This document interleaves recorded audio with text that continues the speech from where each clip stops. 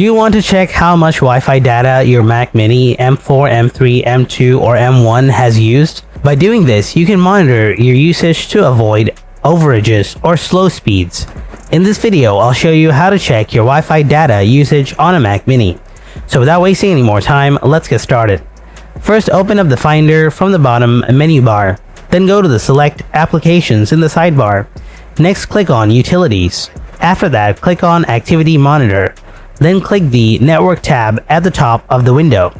Here you will see a list of all your open applications and processes.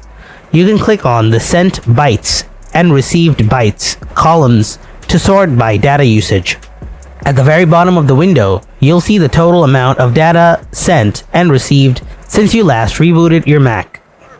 And that's it. This is how you can check your Wi-Fi data usage on a Mac Mini M4, M3, M2, or M1.